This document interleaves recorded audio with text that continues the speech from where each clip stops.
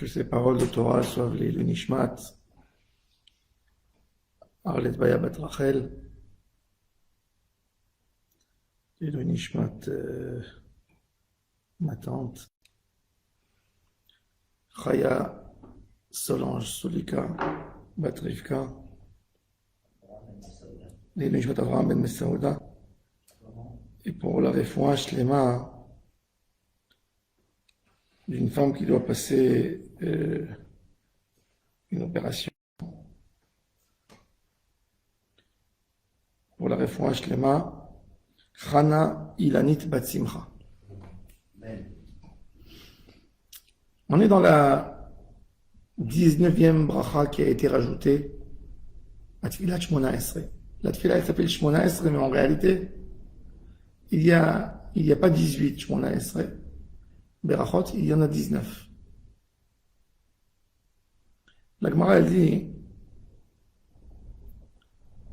dans le traité Berachot, Daf Kafret, fait 28, qu'à l'époque de Rabban Gamliel, la destruction du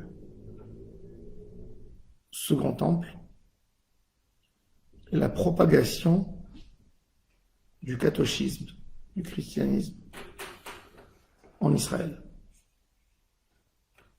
Aujourd'hui, les chrétiens se trouvent à l'église. À l'époque, les chrétiens étaient dans les synagogues. Comme qu'il y a aujourd'hui des juifs jésuites. À l'époque, il y avait beaucoup de fidèles dans la communauté juive. Que pour eux, la croyance en lui et le système de la Trinité, c'est l'idolâtrie totale. L'idolâtrie complètement, une idolâtrie. Et on ne les reconnaissait pas. Ils étaient dans les synagogues. Tu pouvais marier ton fils avec sa fille.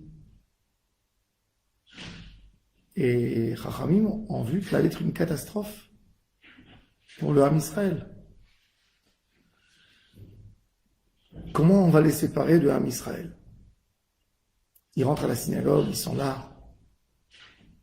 Des fois même, comme ils étaient motivés à développer et à enseigner leurs idées, donc ils étaient encore plus sérieux que les vrais juifs dans les synagogues.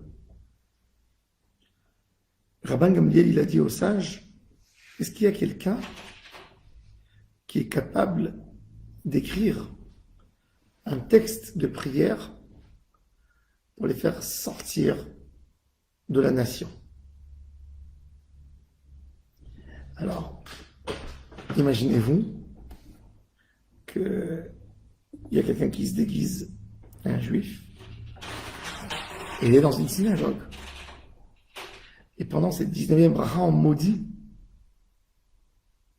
ces chrétiens cachés. Et chacun dans la synagogue regarde l'autre et il voit est-ce qu'il répond Amen. Amen. Amen, c'est-à-dire qu'il a maudit sa femme, ses enfants. Et c'est ce qui a écarté ce danger du christianisme en Israël. Ils sont sortis complètement du peuple juif. Après, Rome, l'empereur romain, s'est converti au christianisme, et c'est avec ça que le christianisme s'est développé et s'est propagé dans le monde entier. Il ne faut pas oublier que c'est les Romains qui ont tué Jésus. Pour eux, c'était un juif qui allait leur mettre le désordre total, qui n'allait pas les laisser gouverner, qui n'allait pas... Puisque la foule, il tirait une foule derrière lui, il utilisait le nom d'Hachem, Hachem a forage pour faire des miracles. D'ailleurs, le Bédine l'a condamné à mort, il ne me l'a jamais fait, mais a dit qu'il fallait le tuer parce que il prononçait le nom d'Hachem. Shaya Ogé et Hachem a forage, ce qu'on n'a pas le droit de faire. À la base, il n'était pas remonté contre les... Il est utilisé pour alimenter Son mouvement, il essayait de semer de la haine. Quand tu vois ses paroles dans le Nouveau Testament, il se mettait comme un juge, comme un prophète. C'est vrai, il y avait de la haine gratuite. Et il lançait toutes les flèches vers les rabbinim. Il utilisait ce désaccord dans les partis du peuple entre les pharisiens et les sadducéens. Et il essayait de tirer la foule vers lui en disant, regardez les rabbins, ils mangent pas chez vous, ils vous considèrent pas, et pour moi vous êtes les enfants de Dieu, etc. C'est pas aussi à l'époque du deuxième temple où il y avait pas mal de rabbinim qui étaient corrompus. Aussi, mais lui, il est monté sur cette vague pour inventer une nouvelle religion.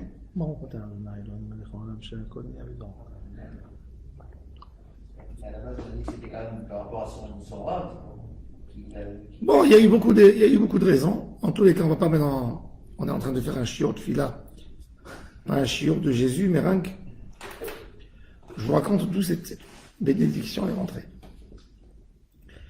Grâce à cette bénédiction, Israël a pu garder sur sa pureté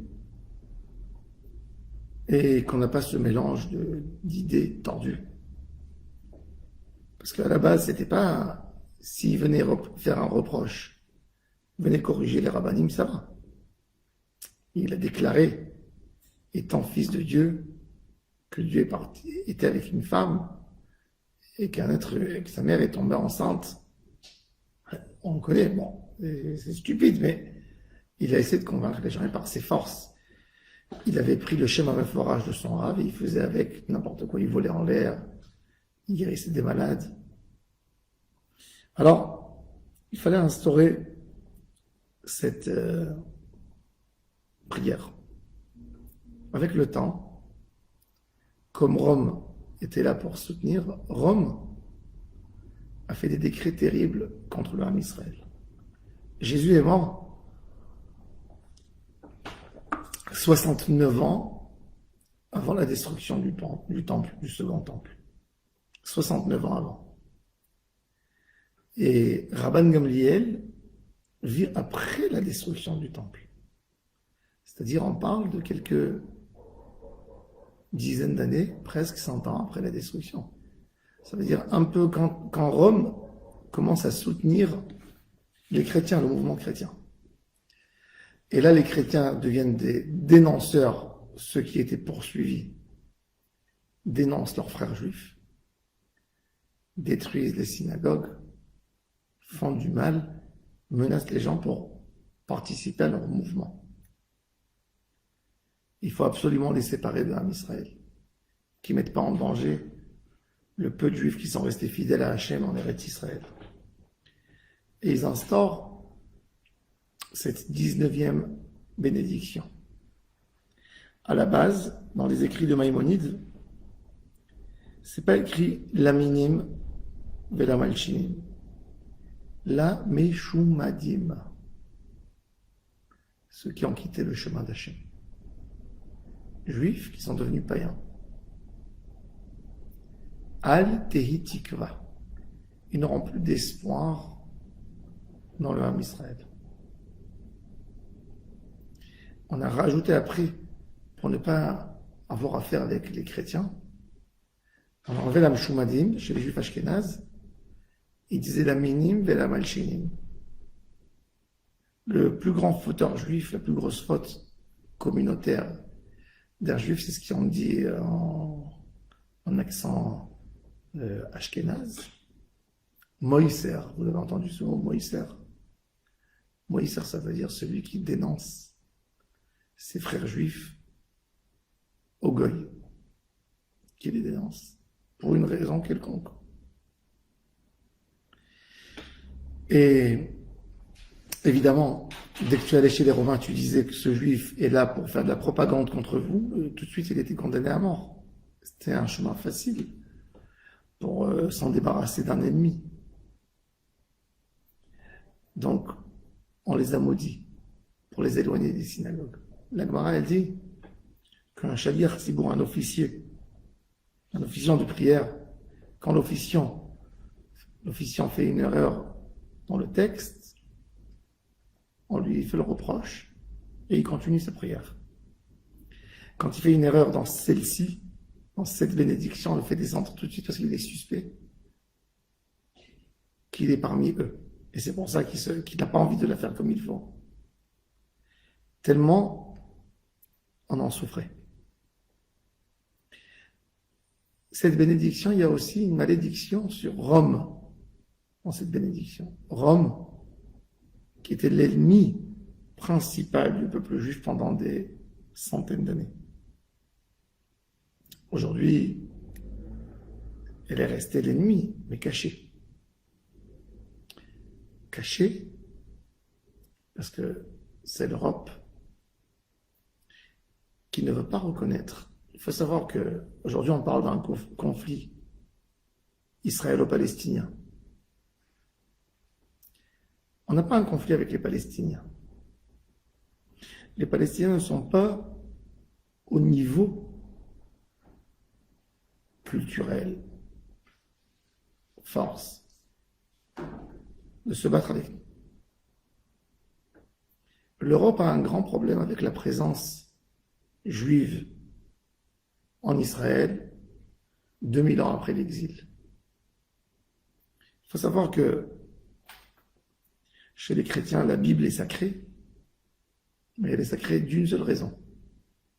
Pour dire que celui qui a écrit la Bible, finalement, a divorcé de sa femme et a cherché la deuxième femme à qui il aime aujourd'hui. Ce qu'ils appellent l'Ancien Testament et le Nouveau Testament. Ils n'ont pas de problème avec les Juifs qui ont reçu la Torah dans le mont Sinaï. Mais ils disent que les enfants de ces Juifs ont quitté la Torah, ont mis en colère Dieu, il les a abandonnés et il a choisi un autre peuple. Qui c'est l'autre peuple? C'est les fidèles de Jésus. Ça, c'est l'idée chrétienne. Ils sont partis tellement loin avec cette idée que récemment, vous savez, il y a 50 ans, dans les déserts de la Judée, on a trouvé des rouleaux en parchemin, des rouleaux très précieux, où on a des manuscrits bibliques à Qumran. À Qumran, c'est des Bédouins qui ont trouvé des fioles en terre cuite où il y avait des rouleaux dedans. C'est des rouleaux qui étaient là depuis le second temple, avant qu'il ait été détruit. Il n'y a personne qui n'est pas d'accord sur l'année de ces rouleaux. C'est-à-dire ces rouleaux en à peu près 2100. 2100 ans. Et dans ces rouleaux, c'est des rouleaux de Isaïe. Isaïe parle d'un certain abandon de Dieu par rapport à ses enfants, mais un abandon de colère. De manière que je dis, je sors de la maison. Mais le même Isaïe parle du retour de Dieu à la maison, à ses enfants. Et les chrétiens ont dit pendant 2000 ans que ces textes de condoléances, c'est pas Isaïe qui les a écrits, c'est les rabbins juifs, pour ne pas que les juifs tombent dans le désespoir, etc. Et quand on a trouvé à Qumran les rouleaux, tout de suite la question était, voyons, est-ce que dans ces rouleaux, il y a ces phrases? Est-ce que le livre d'Isaïe que nous avons dans nos mains aujourd'hui, c'est le livre authentique, comme il a été écrit par Isaïe, puisqu'ils ont toujours dit que nous on a ajouté. Et ils ont trouvé, il y avait 3 rouleaux qui venaient de 3 grottes différentes. Et on a exactement le même texte d'Isaïe. Conclusion, l'Église ment. Non, l'Église ne ment pas. Jésus n'a pas existé il y a 2100 ans. Il a existé il y a 2400 ans. Vous avez compris la réponse? Quand il y a eu le congrès sioniste à Bâle, on a parlé de Holy Land, la terre sainte, la terre spéciale, comme il a écrit, Herzl a écrit son livre Alt-Neuland, le vieux nouveau pays. Et le congressionniste qui a commencé à parler sérieusement comment en Israël on fait une structure qui pourra recevoir les juifs dans ce pays. Comment ça sera un pays juif? Et il parlait à l'époque, c'était pour un rêve, mais c'était un rêve, un timbre juif, des billets d'argent, comme à l'époque du temple, avec un symbole juif. Et l'Église, dans la revue de l'Église du Vatican, dit, quelle bêtise, ces juifs, ils sont dans leur rêve. Vous n'avez pas compris que Dieu vous a abandonné? Vous l'avez pas compris?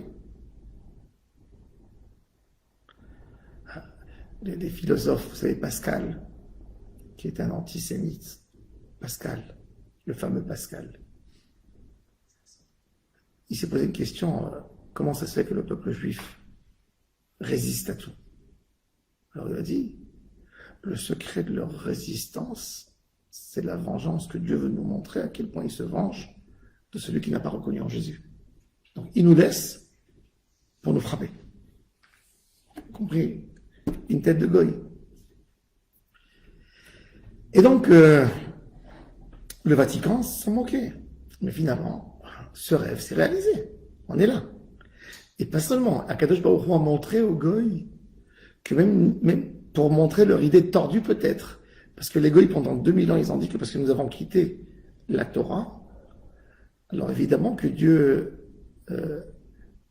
va abandonner son alliance avec nous. Et Akadosh Baruch Hu a montré que même si on a quitté, lui n'a pas quitté. C'est pour ça que dans cette génération, la moins religieuse de toutes les générations, depuis que la Torah a été donnée, Akadosh Baruch Hu nous a offert Eretz Israël, de nouveau. Et donc l'Europe et le christianisme se trouvent dans un grand problème.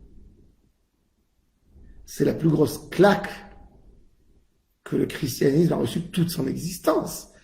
Puisque la base du christianisme, c'est le Nouveau Testament.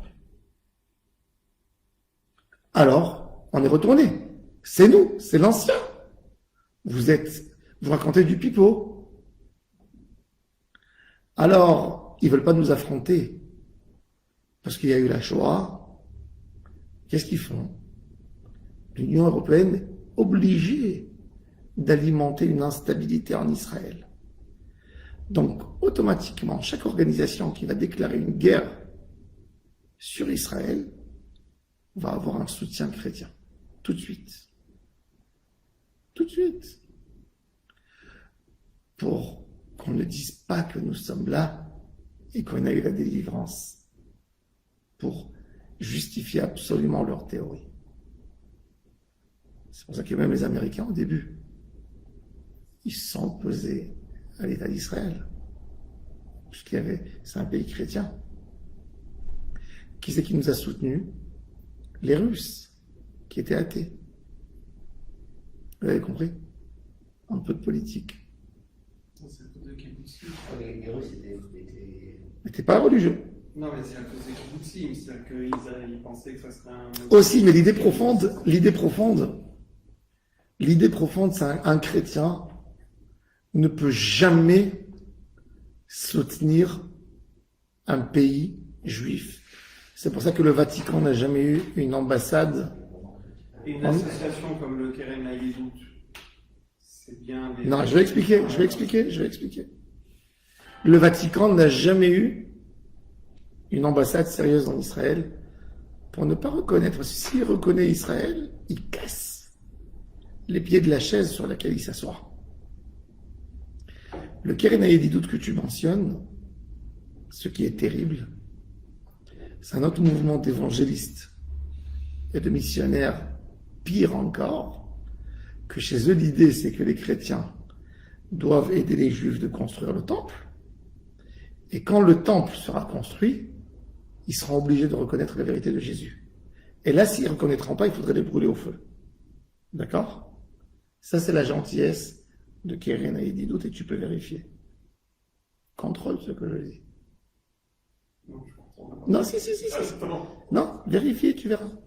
Ça, c'est l'idée. Je suis pas d'accord. Ça, c'est l'idée. Ça, c'est l'idée des chrétiens de Utah qui soutiennent toutes ces organisations. C'est pour ça que il faut absolument s'éloigner de toutes ces organisations. En tous les cas. Donc, ça, les gens, quand on a compris ça, on voit qu'il y a une force réelle dans le monde qui est très jalouse. Ishmaël ne se dispute pas avec nous, avec les enfants d'Abraham. Ishmaël, il sait à la base que c'est le fils de la bonne, de la Fatma. Il y a eu Sarah et il y a eu Agar. On sait que c'est la bonne. Bon, dans le Coran, ils ont versé le rôle, ils ont fait qu'Abraham a voulu sacrifier Ismaël, pas Yitzhak. Mais bon, qui les croit? Mais l'islam n'a pas un vrai débat avec nous, et vu, regarde, même dans l'histoire, on a eu des problèmes avec eux.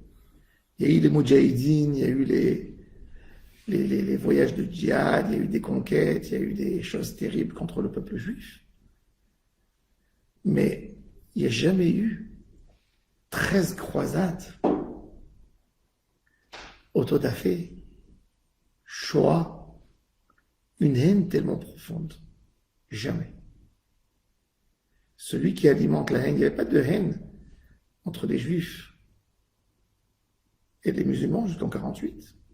Celui qui a alimenté la haine entre juifs et musulmans, c'est les chrétiens. Et ils se mettent de côté pour dire, nous sommes propres. Mais ils les alimentent.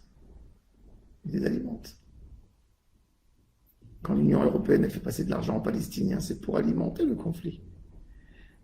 Quand ils donnent aux Gazaouis du pain à manger, c'est pas parce qu'ils ont pitié d'eux. Voilà, maintenant regardez en Afghanistan. Regardez des pays en Afrique où les gens meurent tous les jours. Où on a vu que l'Europe met tellement d'argent. Avec le sida, régler le sida, le problème du sida en Afrique. Le sida occidental, il y a deux sidas, il y a le sida africain et le sida occidental. Le sida africain tue 95% des morts du sida. Le sida occidental tue 5%. Pour le sida occidental, il y a eu une recherche qui a été faite avec des milliards, des dizaines de milliards. Et ils ont trouvé la solution. Mais le sida africain, rien. Toutes les années, il y a 2 millions d'Africains qui meurent du sida. Ayez pitié de celui qu'il faut avoir pitié. C'est des pays, vous les avez soumis pendant des années. Vous leur avez volé tous leurs trésors, les diamants, l'or, tout. Tout, vous avez tout pris de l'Afrique. Vous avez dévalisé l'Afrique et vous êtes en train de la dévaliser. Alors, il est temps que vous ayez pitié un peu de ces peuples que vous avez torturés en Congo, les Belges qui ont tué des millions, et les Allemands, et les Anglais, et les Français. Non. Il y a une chose. Il faut alimenter, il faut aider les Palestiniens qui embêtent les Juifs sur cette terre. Et c'est pour ça que cette bracha, elle est plus d'actualité que toute la tfila. C'est la bracha de la galoute. L'echol, la minim et la machinim al-teitikva. L'echol az-zedim qui agaï ovedu. Ou malchut harisha, ce royaume de Édom, qui représente cette force qui veut lutter à la base contre le lien d'Akadosh Baruch avec Am Israël. Ou malchut harisha, mehera, te'aker, ou tchaber, ou tralem, vetashmidem, vetachniem, bimera be'amenu. Ça c'est rond. C'est en train de se réaliser, Quand vous voyez aujourd'hui, Akadosh Baruch Hu fait des choses. Ils ont soutenu les musulmans, ils les ont chauffés. Ça dure le débat que l'Occident soutient les Arabes contre les Juifs. C'est avant l'État d'Israël. C'est déjà depuis qu'il y a eu une implantation importante de Juifs en Palestine. Ça a commencé à chauffer la population arabe contre la population juive déjà depuis les années 30. Du XXe siècle. Eh bien, ces Arabes, ces musulmans envahissent l'Europe. Ce Édom sera détruit par cette poupée qu'ils ont voulu créer pour détruire Am Israël. Elle est en train de les détruire. Umalchut harisha mehera te'aker utchaber utralem vetashmida vetachniam min Rabbi Amen. C'est ce qu'on voit de nos yeux. Et vous allez voir, le problème de l'Europe, l'Europe a été maudite par les Juifs 2000 ans. Matin, midi, soir.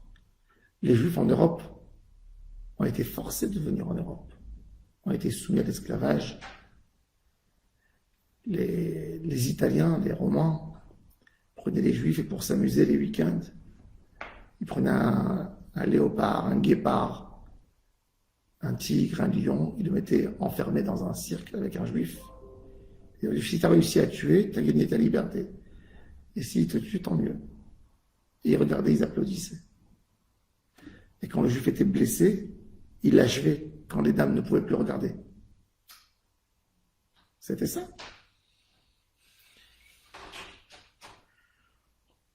En Espagne, le 9 av 1492, 300 000 Juifs mis dehors.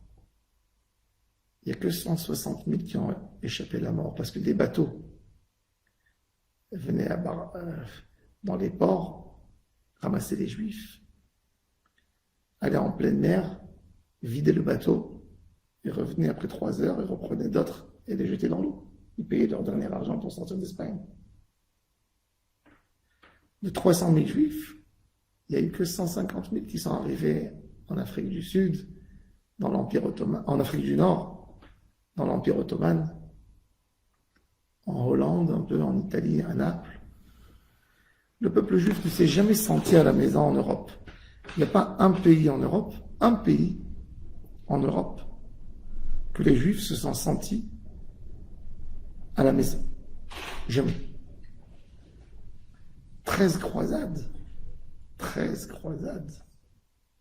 Les Juifs ont été chassés d'Angleterre auprès de France. Les Juifs n'avaient pas le droit d'habiter en France.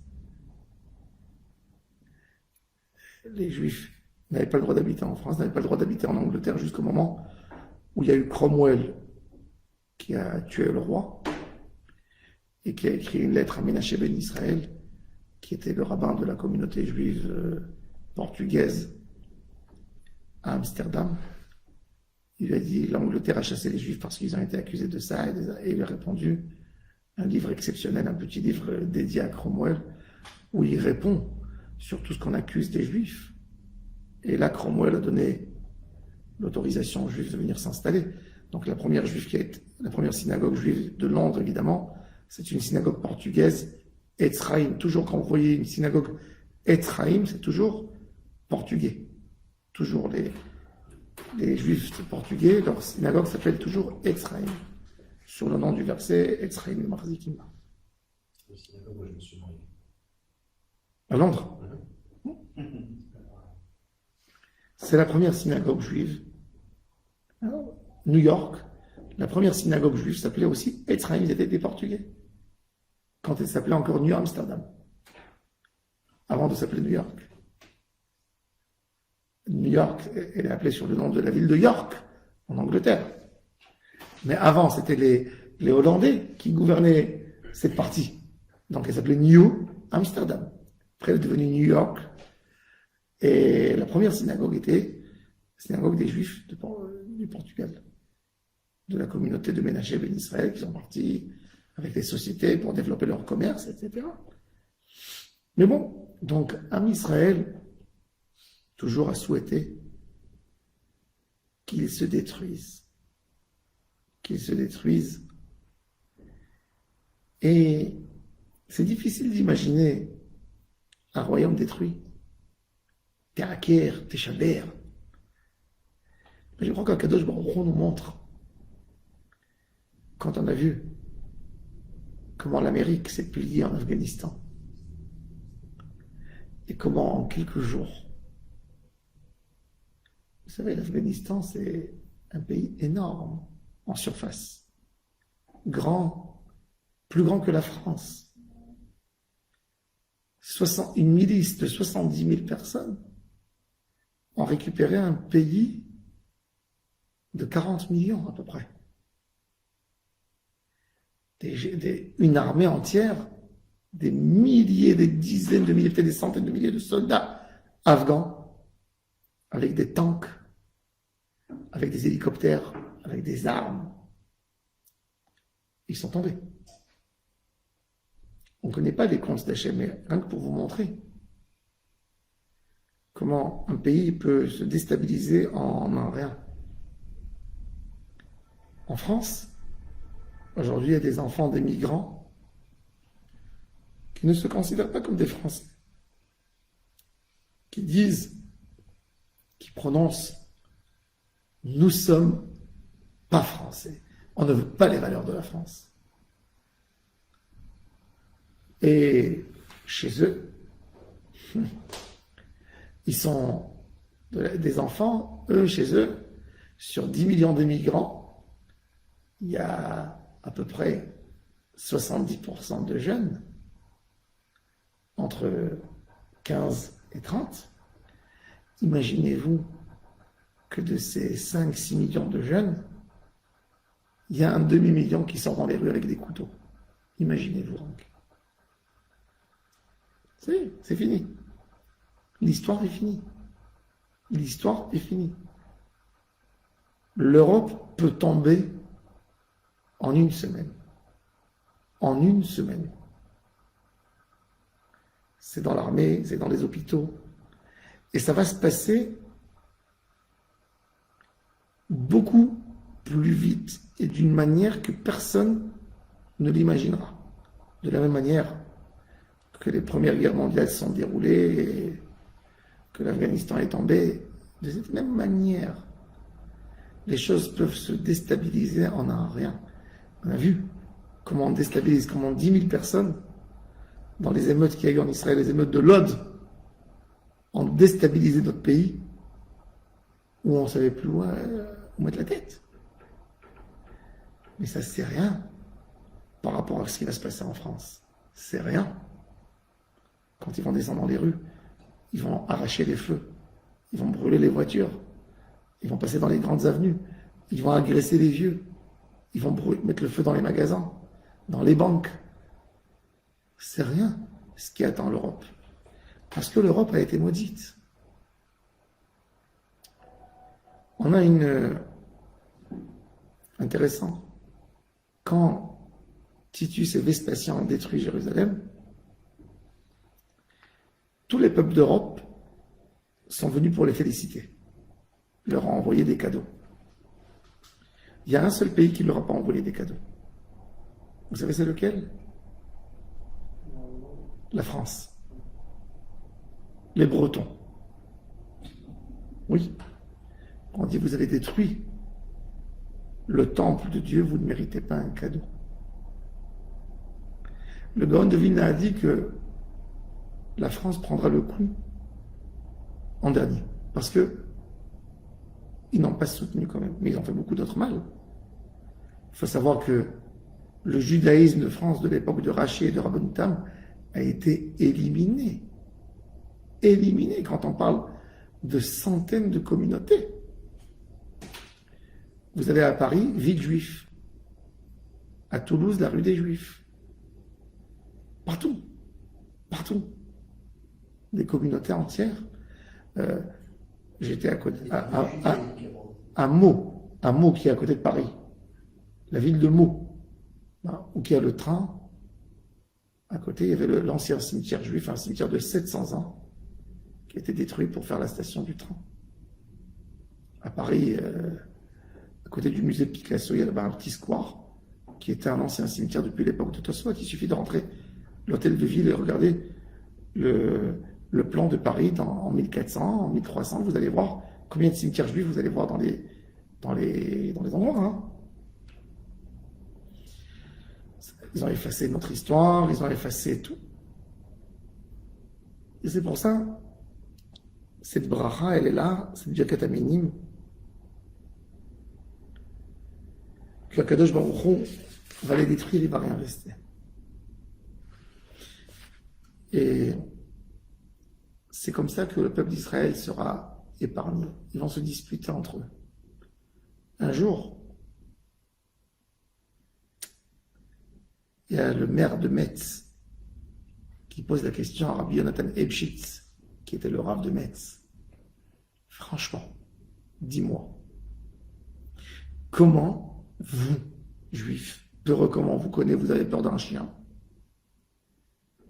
Comment vous allez vous battre avec nous? Arrive le Messie.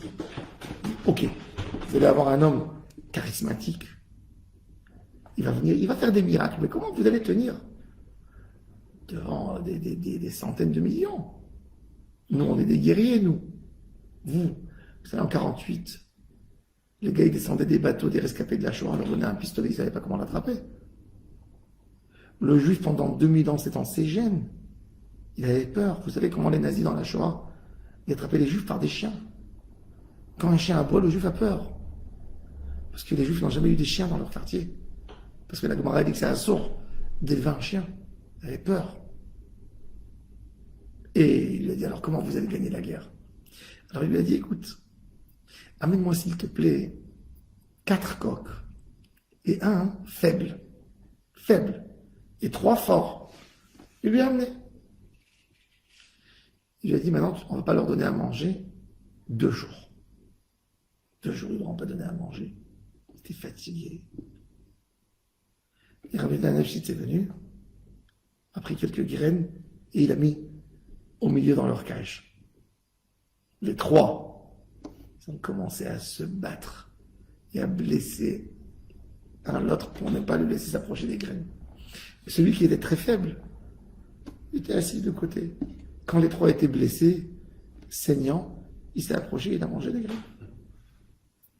Il a dit, vous allez vous disputer entre vous. Vous allez nous préparer l'avenue du Mashiach. On ne s'imagine même pas. Akadosh Baruch Hu, pour sauver celui qui a les yeux pour ouvrir. Tout le monde parle du printemps arabe. Printemps arabe. Il y a tellement de choses qui ont changé dans le monde. Et Akadosh Baruch Hu fait tout pour nous garder. Quand la Syrie commençait à parler d'une nouvelle conquête du Golan pour ramener, suite à 30 ans d'essayer de discuter pour récupérer le Golan, quand ils ont commencé à parler de ça, Akadosh Baruch Hu leur a envoyé Idlib, Alep, les émeutes, et la Syrie a été détruite. L'Irak, détruite. Le Liban, détruit. L'Égypte, quand il y a eu le mouvement, ils sont tombés. Tout ça pour nous garder. Quand Saddam Hussein a menacé Israël dans la guerre, commençait à lancer des missiles, les Américains ne nous ont pas protégés. George Bush, le père, haïssait les Juifs. C'était un républicain, mais il haïssait les Juifs. C'est pas parce qu'on est républicain qu'on aime les Juifs, hein. Il était évangéliste, Non. non? Le père, je sais pas. Mais il n'aimait pas les Juifs. Il y a des problèmes avec Shamir. Et ce qui s'est passé, il s'est passé quelque chose de fou. Saddam Hussein a dit qu'il allait détruire Israël. Je vivais en Israël à cette époque. On avait tous des masques. On tournait avec les masques sur les... Comme un sac à main de femmes. On tournait avec les masques dans la rue. J'avais 17 ans. J'avais très peur. Quand ça a commencé, donc pour vous dire la panique qu'il y avait ici, j'habitais à Arnof, à Jérusalem. Il y avait un rabbin avec une barbe. Très belle barbe comme ça qui lui arrivait jusqu'en bas. Je vais à la synagogue, je vous dis ça, j'ai des frissons. J'arrive Shabbat à la synagogue. Je vois le rabbin sans barbe. Sans barbe. Il s'est rasé pour pouvoir mettre le masque. Tellement les gens avaient peur. On ne comprenait rien. Je me rappelle, quand on est parti recevoir les masques, il y avait le masque, et à côté du masque, il y avait 2 piqûres Une piqûre qu'il fallait mettre tout de suite se piquer si on allait être atteint par le gaz qui atteint le système nerveux. Ils nous ont expliqué que comment on sait si on a été attaqué par le gaz sarin et d'autres, dès que les oreilles commencent à faire sortir du liquide et qu'il y a du liquide qui sort de partout, ben, on a été attaqué. Ça veut dire que le système nerveux ne retient plus et tout de suite il faut se faire piquer, sinon en une demi-heure on meurt. Imaginez-vous. Et personne qui était là pour nous défendre. Hein. Ils ont acheté, l'État d'Israël a acheté de la République tchèque des masques qui n'étaient même pas valables, ils s'avèrent après, ils leur ont vendu n'importe quoi. Et Saddam Hussein a fait la pire erreur de sa vie. C'est quoi? Il était riche, il avait le pétrole. Il a envahi le Koweït. En 24 heures, il a pris le Koweït. Et là, les Américains, comme eux, ils avaient leur pétrole et leurs intérêts. Tout de suite, ils ont emmené le Patriot. Et ils ont commencé. Et c'est là qu'ils sont rentrés. Personne qui a compris c'était quoi cette urgence de Saddam Hussein. Il y avait 1 million de soldats. Saddam Hussein avait fait beaucoup d'expériences, des essais dans le gaz, etc., suite à la guerre d'Iran-Irak. Et il s'est attaqué au Koweït. Et Akadosh Baruch Hu a fait qu'il y a eu une coalition contre lui. On n'avait même pas besoin d'envoyer un avion pour bombarder. Les Américains sont partis le massacrer. C'est ce qu'Akadosh Baruch Hu fait pour sauver ses enfants. Il y a des choses, il y a des événements énormes qui se passent dans le monde. On ne comprend pas. On a Internet qui est venu chez nous maintenant pour préparer les gens à faire le rallia. Tu peux habiter en Israël et travailler en Australie. Le monde entier passe au Zoom pour préparer une Géoula. On a des maladies qui viennent dans le monde, qui déstabilisent des pays. On a le système monétaire dans le monde qui est en danger, avec les pièces, la monnaie digitale et d'autres choses. Celui qui ne voit pas, qui veut être aveugle, il dit « Ah, tiens, il y a ça qui se passe. » Mais celui qui a une idée globale et qui regarde, il voit comment Kadosh Baruch Hu fait tout pour Am Israël. Et tout ça, c'est écrit dans cette bracha. Il y a des pays, des grandes puissances mondiales, que d'un jour au lendemain, ils vont perdre tout leur argent. Le subprime, ça sera un jeu par rapport à ce qui va se passer. À la déstabilisation monétaire du monde, déjà, c'est en train de se passer. Et celui qui voit et qui comprend un peu les choses, il voit qu'il y a tellement d'argent, tellement de choses qui se passent dans le monde, tellement de différences entre populations. Et c'est des choses, des exemples très simples. Comment le monde, quelque part, je donne des exemples. Tout le monde a peur de la Chine, maintenant. L'Amérique s'est réveillée trop tard. Le géant chinois a déjà toute la force du monde. Là, aux États-Unis, on a investi 150 milliards par an dans les universités et dans la science. En Chine, on a investi 300 milliards par an. Toute la technologie du monde se trouve en Chine. Mais eux, quand ils parlent contre la Chine, en fait, ils sont intéressés parce que si vous regardez aux États-Unis, il y a 300 millions de personnes. Il y a 100 millions de personnes qui ont de l'argent. Et il y a 200 millions qui sont paumés dans des bidonvilles. Gaza, c'est plus beau que les bidonvilles de Los Angeles. Quand vous sortez un peu de Los Angeles, j'étais là-bas. Tu roules en voiture, tu rentres dans des endroits où tu vois des gens n'ont pas de dents, où tu vois des choses incroyables. Incroyables. Quand vous dites qu'il y a 100 millions d'Américains qui n'ont pas de sécurité sociale, vous savez ce que ça veut dire? Vous savez qu'un Américain, quand il a mal au ventre, il ne va pas chez le médecin, ça vaut 150 $. Alors il prend des cachets. C'est pour ça qu'aujourd'hui on peut acheter tous les calmants aux États-Unis sans aucune ordonnance. Parce qu'il n'a pas d'argent pour aller. Alors vous achetez Ritaline sans ordonnance, toutes sortes d'Optalgine, des trucs, et ils prennent, et ils prennent, et ils prennent. Et finalement ils tombent parce qu'ils ont un cancer, mais ils n'ont pas d'argent pour aller faire une radio. Et donc ces gens-là, avant, qu'est-ce qu'ils faisaient? Ils attendaient les Blancs à la sortie du métro. À la sortie, ils allaient voler. quand il voit une télé 60 inch dans une maison, il en veut une pareille, lui aussi. Il va la voler. Qu'est-ce que la Chine, elle a fait? La Chine, elle a fait qu'elle te vend 60 inch à $200. Donc c'est à portée de main. Elle te vend une chaussure de sport qui ressemble à Nike et tu la payes $10. Donc elle amène la stabilité. Et c'est pour ça qu'ils sont piégés, parce qu'ils ne savent plus.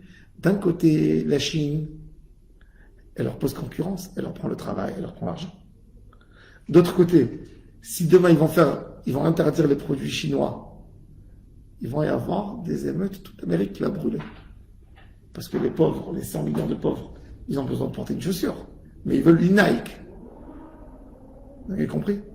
Le monde entier se trouve dans un pétrin où ils ne peuvent plus rien faire. Et c'est ça, le jeu géopolitique, il bouge, il change, il prend forme, comme si on voyait un film, comme si on voyait et on passait avec le télécommande, tu fais PAC et tu te retrouves dans un autre endroit. PAC, tu te retrouves dans un autre endroit. Et c'est ce qui se passe dans le monde. Aujourd'hui, le monde, il change et il évolue comme quelqu'un qui change de réseau quand il est devant un écran. On se lève, une autre situation. Je vous aurais dit il y a 3 ans, qu'on allait être enfermé 100 jours dans les maisons avec des confinements, on va te faire hospitaliser. Hein? En Australie, 59 semaines, les enfants à la maison. Vous savez ce que ça veut dire? 59 semaines. Suicide des mamans. Oui. Non, mais c'est des choses, tout ça. Et ça, c'est la bracha. L'homme Israël, c'est la vengeance.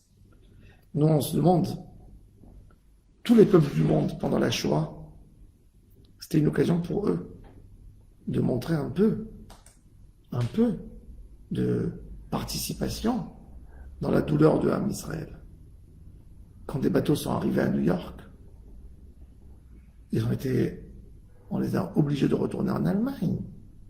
Des bateaux avec des émigrants. Il y a eu des bateaux qui sont arrivés au port de New York. Il y a eu des bateaux de guerre qui les ont accompagnés. En Israël, il y a eu des bateaux qui sont arrivés jusqu'à Haïfa.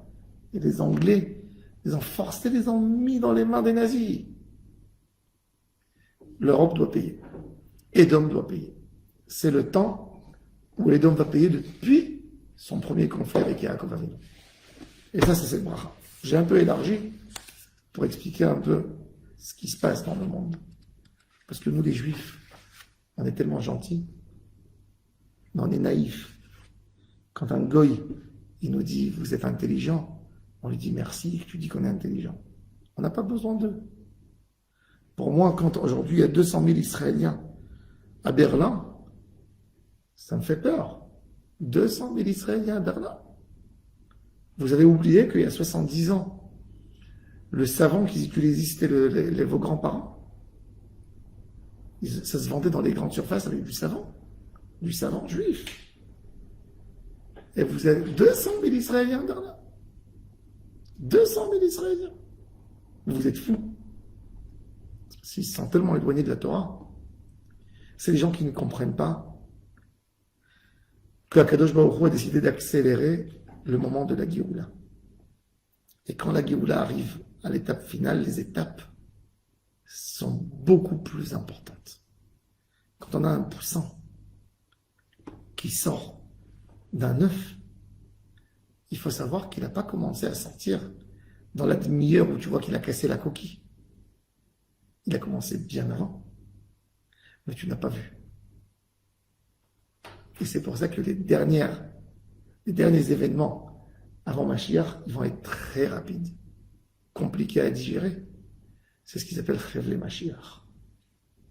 Et on les attend. Et c'est pour ça que tout de suite, après cette bracha de détruire les Édim, on parle de l'espoir de la Géoula d'Akadosh Baruch Hu, à la Tzadikim vers la Chassidim. Contrairement à ces nations. Am Israël a donné dans le monde des Tzadikim, des Chassidim. Notre Torah, il y a des choses dures qui sont écrites dans la Torah. Et pourtant, on n'a jamais rien fait. C'est écrit qu'il faut lapider certaines personnes sur des avérotes qu'ils ont fait. Jamais le juif a produit dans le monde quelque chose qui tue, quelque chose qui fait mal. L'incubateur qui a sauvé tellement d'enfants prématurés a été inventé par un juif qui s'est dit, il faut régler ce problème des enfants qui naissent prématurés et qui meurent. D'avoir pitié d'un enfant qui vient d'arriver dans le monde, c'est qu'une tête de juif. C'est le juif qui a instauré le pitié dans le monde. C'est pour ça que Hitler, qui croyait beaucoup dans la racine, dans la race, disait c'est comme dans le monde D'ailleurs, il a suivi Darwin. Il a dit c'est l'évolution. Le fort résiste. Il dit le juif empêche le développement du monde, puisque le juif, quand il y a un enfant qui naît avec un handicap dans une famille, le juif il dit il faut donner à manger à l'handicapé. Il faut le faire vivre. Et il laisse l'handicapé dans le monde. Moi je veux qu'il meure pour Hitler, comme ça il dit. Et c'est ça son livre, Mein Kampf. À l'époque, les médecins considéraient qu'un homme qui est né prématuré, il ne sera pas en bonne santé dans sa vie. Je suis heureux que je ne suis pas né en 39 parce que je suis né prématuré. Eh bien, Hitler, dès qu'il est monté au pouvoir depuis 38 jusqu'en 45, on a enlevé de tous les hôpitaux en Allemagne les couveuses, la machine pour garder les enfants qui sont nés prématurés, l'incubateur. Ils ont tout enlevé. Et il a dit, il a écrit dans son livre, il a donné cet exemple, dans Mein Kampf, mon combat. Regardez les Juifs.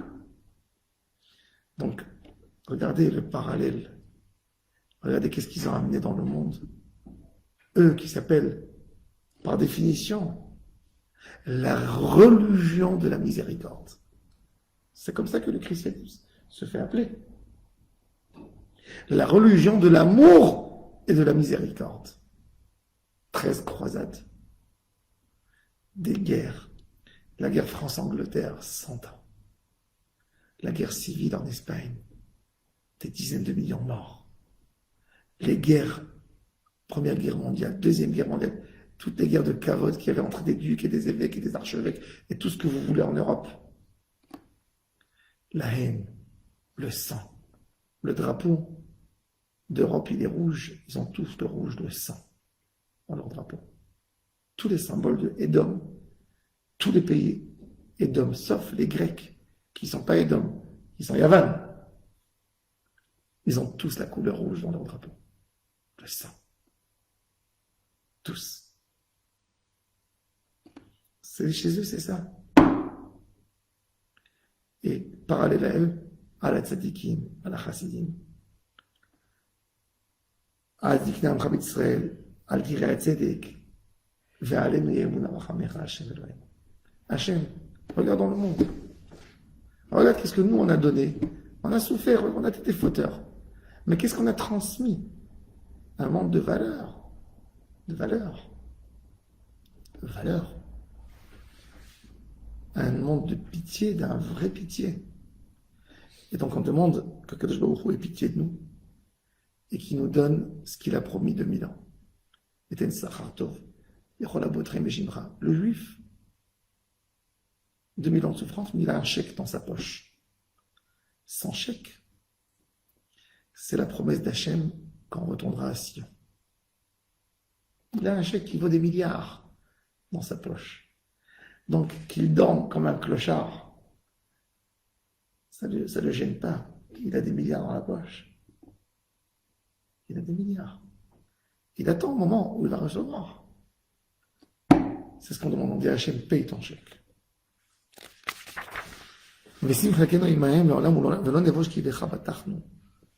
Qu'on n'ait pas honte de cet espoir qu'on a eu en toi. Et là, c'est la partie maintenant, après qu'on a parlé de ça, de Malchut Harisha, de Rome, de ce que les Juifs ont donné dans le monde. C'est le moment de parler de Sion. C'est le moment de parler du retour. Alors d'abord, un retour d'Akadosh Baruch Hu, vers un Israël. On a parlé d'un retour des enfants d'Israël sur Eretz Israël. Mais maintenant, on veut le retour d'Hachem Parce qu'il ne suffit pas que les enfants viennent rentrer dans la maison si le père de famille n'est pas là. On demande un retour. Rentre. En Eretz Israël, il est écrit qu'Akadosh Baruch Hu, il s'est dit, je rentre pas, je m'assois pas sur mon trône en haut, tant que j'ai pas mon Beth Amikdash en bas. Il a juré, je ne rentre pas. Tishkon Betor Yerushalayim Irecha. C'est ta ville, c'est pas la nôtre. Tant qu'on considère l'État d'Israël comme un État qui est fait pour nous uniquement, on perd tout. On perd tout. Parce que on devient égoïste. Hachem, c'est pas pour nous. On a besoin de pleurer et de parler de la Shekhinah. De parler de la Shekhinah. De parler d'Akadosh Baruch Hu. Alors on dit à Hachem, c'est ta ville, c'est pas la nôtre. Avec miséricorde, reviens dans cette ville. Construis-la toi. On ne cherche pas à mettre des gratte-ciel. Jérusalem, comme dit Rabbi Yehuda Halevi, est censée redevenir une ville de justice. Aujourd'hui, vous savez, à Palo Alto, Google a voulu créer une ville intelligente. L'idée de créer une ville intelligente, c'est de faire une ville où les gens n'ont pas besoin de se fatiguer pour récupérer leur pain le matin, ils n'ont pas besoin d'aller à l'épicerie, que dans ton frigidaire, il y a un lecteur qui sait quand il manque du lait, et puis il y a le gars qui va te taper à la porte, il va t'amener le lait. Et on essaie de former une ville intelligente. Sauf que cette ville, elle ne parle pas de moralité.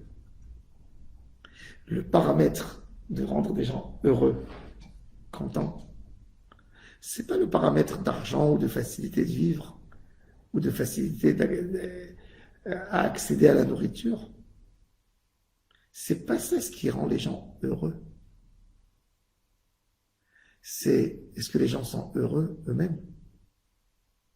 Est-ce qu'il y a moins de dépressifs à San Francisco? Non. Est-ce qu'il y a moins de crimes? Est-ce qu'il y a moins de divorces? Est-ce qu'il y a moins de trahison? Est-ce qu'il y a moins de litiges? Non. Alors qu'est-ce qu'il est en train de créer quoi exactement? Une ville qui facilite et enfin un concours qui a plus que l'autre. À Jérusalem, construire Jérusalem, c'est pas construire une ville intelligente, ça ne nous intéresse pas. C'est construire une ville où un homme âgé sera honoré, où on appréciera quelqu'un par ses actions qu'il a faites pour l'humanité, où un enfant peut sortir avec un collier en or sur ses mains et personne ne le touche. Une ville où les gens n'ont pas besoin de mettre 10 cadenas sur leur porte, où on n'a pas besoin de mettre des détecteurs d'alarme. Les villes intelligentes aujourd'hui, c'est de mettre des caméras partout. On ne veut pas de caméras, mais on ne veut pas de voleurs. On ne veut pas des gens qui ont peur de voler. On veut des gens qui ne veulent pas voler. C'est ça ce qu'on veut. Est-ce qu'on veut vivre dans une ville où chacun veut mordre l'autre, mais il ne peut pas? Quand il ne peut pas le voler parce qu'il y a une caméra, alors il prend un avocat et il vole avec l'avocat. En faisant une lettre. Un jour, j'étais à Tel Aviv, dans une pizza. Je vois un homme avec une cravate, bien habillé, assis avec sa femme. Il mange. Il mange. Et j'étais assis à côté. Sa femme lui dit tu payes avec ta carte bleue? Il fait rentrer la main dans la poche. Il dit oi, j'ai pas de carte bleue, j'ai pas d'argent sur moi. Sa femme a dit qu'est-ce qu'on fait? Il dit t'inquiète pas, on paye pas. Elle lui dit mais comment? Il dit tu vas voir. Qu'est-ce qu'il fait? Il arrache 3 poils et il met sur la pizza. Et moi, je le vois. Il crie, il se lève, il hurle. J'ai commandé une pizza! J'ai reçu une pizza avec des poils! Et il crie fort. Et le pauvre propriétaire du restaurant, il vient, monsieur, ne criez pas. Je vais vous offrir, d'abord ne payez pas, et je vous offre un repas gratuit. Et moi, je suis témoin. J'étais jeune, je ne savais pas comment agir. Je me lève, je dis, j'avais peur. Et je regarde. Et je dis, regarde le monde, le mensonge. Comment on peut faire une chose pareille? Comment? Donc tu vois, c'est pas la cravate qui fait le moine, c'est pas la cravate qui fait l'homme. C'est pas l'habit qui fait le moine. Et c'est ça ce qu'on souhaiterait que Kadosh Baruch Hu nous construit. Jérusalem, Yoré Shalem, une ville où le nom d'Hachem va éclairer Bishlemut dans les hommes. Shalem. Où tu sentiras la présence d'Hachem dans tous tes pas. Ce ne sera pas une présence qui te donnera une peur, une présence où il te manque rien. Dans la yeshiva de Kelem, une fois un bachour à la yeshiva, il a laissé une somme d'argent. Il a oublié. Il est venu 14 ans après à la yeshiva. Il s'est rappelé. Il est parti, il a vu son argent, et elle était dans l'endroit où il l'a laissé. Il y a 200 bachourim à la yeshiva. On peut éduquer les gens. Croyez-moi qu'avec la Torah, on peut. Mon cher Rabbeinu l'a dit dans la paracha, Atem nitzavim hayom kulechem lifnei Adonai Elohechem. Rashi nous dit, Moshe transmet à Yehoshua, le peuple d'Israël. Il dit voilà, regarde ce peuple. Tu connais l'histoire de ce peuple, il dit Moshe à Yehoshua. Tu les connais très bien. C'est le dernier jour de Moshe Rabbeinu. Atem nitzavim hayom, le hayom de Moshe, c'est le dernier jour de sa vie où il va mentionner 4 parachutes. Nitzavim, vayelecha, azinu vezot averacha. C'est le 7 Adar. Il appelle Yehoshua. Il lui dit, tu vois le peuple d'Israël? Tu te rappelles? Tu te rappelles à quel niveau je les ai reçus quand je les ai fait sortir d'Égypte? Des gens qui savent ni lire ni écrire, des esclaves, qui savent pas manger, qui savent pas parler. Tu te rappelles de la faute du veau d'or? Regarde les bijoux que tu as devant toi, 600 000. Ils se tiennent tous devant Hachem. Ils n'ont pas peur. Ils ne baissent pas leur regard. Des gens courageux. Regarde qu'est-ce que j'ai réussi à faire, je t'en supplie. Garde bien ce que j'ai fait. Regarde qu'est-ce qu'une teshuva peut faire à un homme. Regarde la finesse où je les ai amenés. On peut. Ça sert la bonnet Yerushalayim qu'on demande. C'est ça ce bonnet. C'est ça la construction de Jérusalem. On n'a pas besoin. J'étais avec un ami, on était à Tel Aviv, il commence à pleurer. Il me dit, je fais 3 rues où je vois que les panneaux sur les magasins, où il y a écrit les noms des magasins, tout est écrit en latin, il n'y a pas un nom en hébreu. Il me dit, je suis en Israël? Où je suis? Est-ce que c'est Tel Aviv qu'on veut avoir quand Mashiach va venir? C'est pas les discothèques de Tel Aviv qu'on cherche pour une Géoula. On cherche une vie spirituelle, modeste, une vie où il n'y a aucun jaloux, une vie où la nourriture de tout le monde est assurée, une vie où il n'y a aucune concurrence, où tout le monde est content de ce qu'ils ont. C'est ça le modèle où on souhaite. Ça nous paraît presque impossible, parce que dans l'histoire du monde, on ne connaît pas une vie comme ça. Mais ça peut être. Abraham Avinu qui va faire une guerre pour sauver Sodome, la ville de Sodome, et il récupère tout. Et le roi de Sodome lui dit, tout est à toi, prends ce que tu veux. Il dit, je jure devant Hachem que je ne prendrai même pas un lacet. Paye le repas qu'ils ont mangé, c'est tout. Il s'est mis en danger pour sauver quelqu'un. Il n'y a rien. Ça, c'est ce qu'on veut. Ira Tzedek, Kiria Neemana, une ville à Jérusalem où que le Hémet est là, où que personne ment, où que quelqu'un a honte sur un méchant mot qu'il a dit, où qu'il y a le respect de l'autre. Comme si on se rendait dans une soirée. Comment c'est agréable de se retrouver avec quelques couples qui s'invitent et chacun qui serre la main à l'autre, enchanté, je m'appelle. Tout est tellement agréable et quand ils parlent, tout le monde se tait, l'écoute. Et avec votre permission, est-ce que je pourrais dire une ville où tout se déroule comme ça? Ça, c'est la ville qu'on veut faire. C'est ça, cette ville qu'on veut faire. C'est ça ce que l'humanité doit s'attendre, à une ville comme ça, qui va éclairer le monde entier, qui sera un modèle pour copier. C'est ce qu'on veut. Pas un kolkhoz. On veut pas un kolkhoz. On veut du Hémet. Le marxisme, il est magnifique à la base. Mais il est magnifique quand tout le monde l'accomplit. Pas quand il y a un groupe qui dit aux autres de l'accomplir et eux, ils vivent sur le compte des autres comme les communistes. C'est pour ça qu'ils ont échoué. Les Juifs ont été tous tirés par les idées extraordinaires de Trotsky, de Lénine ensuite, etc. Mais sauf que Lénine et Trotsky ne faisaient pas ce qu'ils disaient. Alors bon, mais le message des Nevi'im, des prophètes, c'est un vrai message que tout le monde a appliqué, Bezrat Hashem.